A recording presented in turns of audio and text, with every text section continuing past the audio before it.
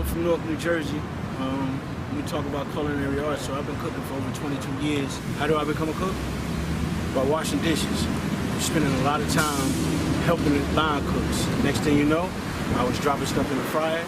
Then I was working at the mid station on the flat top. Then I graduated to the grill. Then as I did all that, propia came in between. So my father was a plumber. My brother, he's a carpenter. And my oldest brother was a manager for a senior citizens bureau. So cooking is just on me. That's just something I enjoy doing.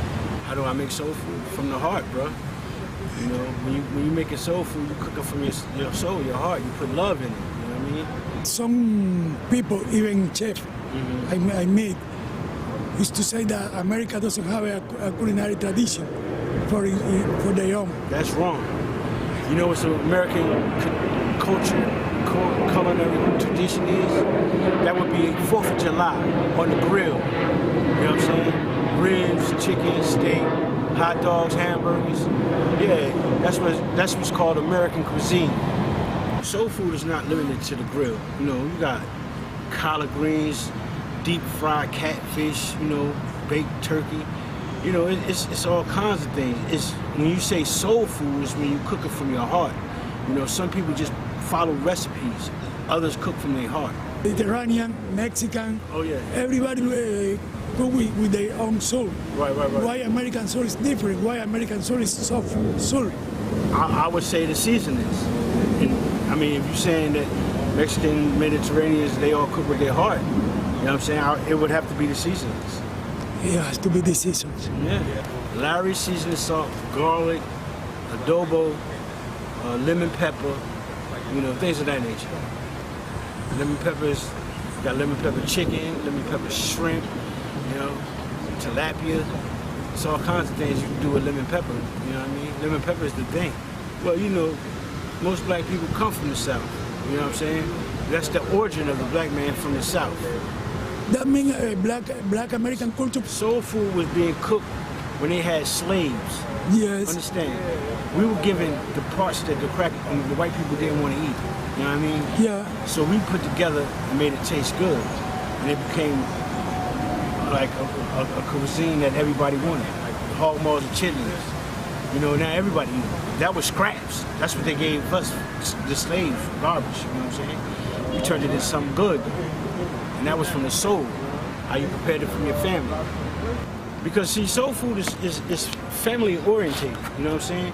Like you grow up eating your mother's cornbread, your mother's homemade biscuits, you know what I'm saying?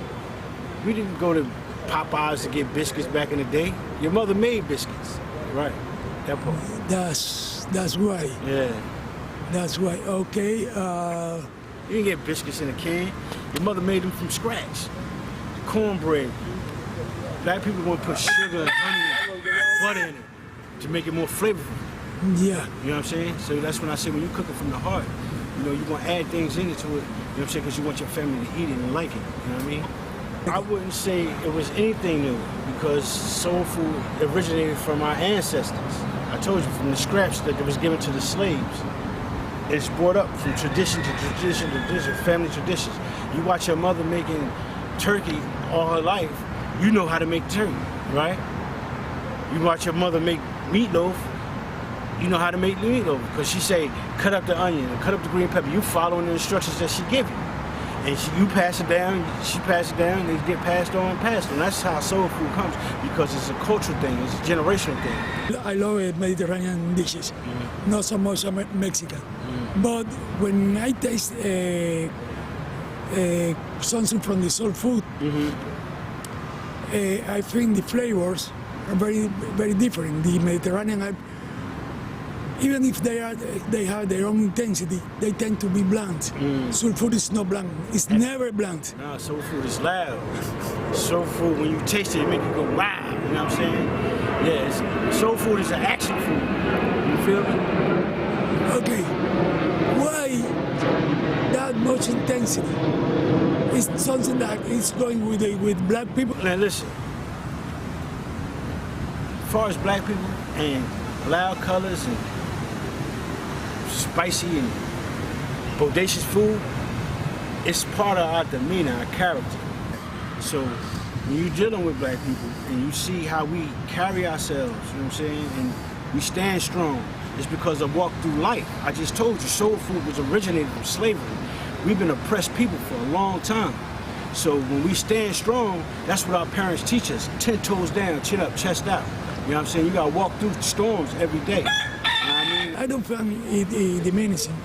It used to be different. Right. All because we had to build ourselves in this way.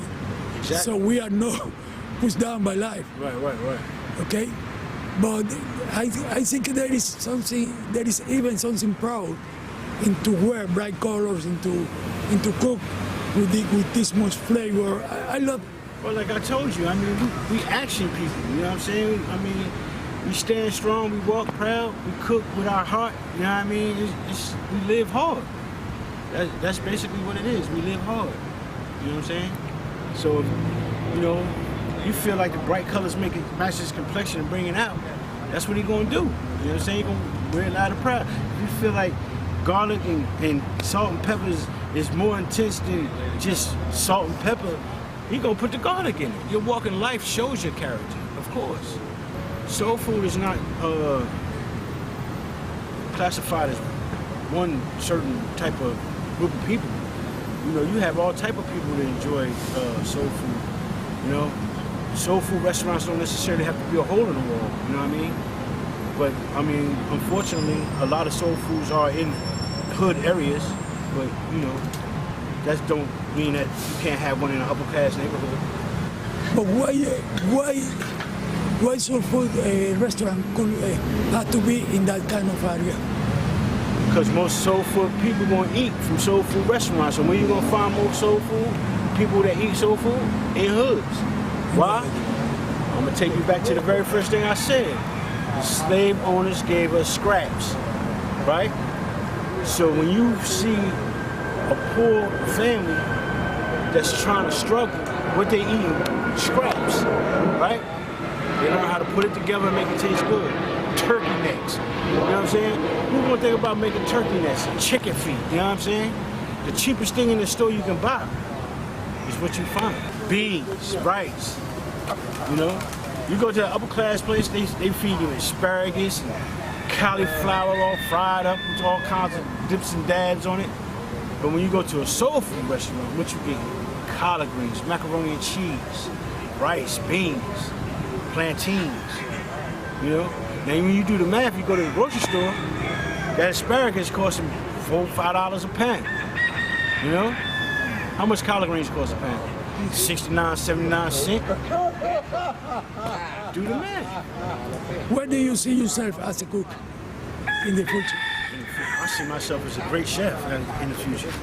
You know, I'm on my way there now. Making soul food? Well, actually, I gotta make whatever kind of food's on the menu, but when I cook for myself, it's always soul food. As a big chef? Yeah, as a big chef. If I had my own restaurant, I would like to introduce chicken livers to people, you know what I'm saying? To people that haven't had it, you know what I'm saying? Deep fried chicken, you know what I mean? With the buttermilk, flour, dipped twice, you know what I mean? I would like to have something like that, yeah. You're not afraid that the food could lose the spirit while coming to this fancy restaurant? No. No way. Because just like when I work at a restaurant or a hospital where I work at, I follow the recipe that's given. Okay, but if you buy collard green because it's cheap, while asparagus are cheap, are expensive, but you can buy asparagus. Will you still buy collard greens? No. That changed. Right. So. But I would still freak it the same way. You know what I'm saying? I wouldn't just steam it and put it on a plate. You know what I'm saying? I probably saute it, throw a little seasoning on it, you know what I'm saying? Fix it up real nice. You come to know avocados here? Yeah, Miami. Yeah. In Miami, and now you put it in everywhere. I put it on my hamburgers, my tuna sandwiches, all kinds of sandwiches. I put it in my salads. I even eat it with salt and pepper and rice. I love avocado. And it is still food. Yeah. You will put it there. I would. Yeah.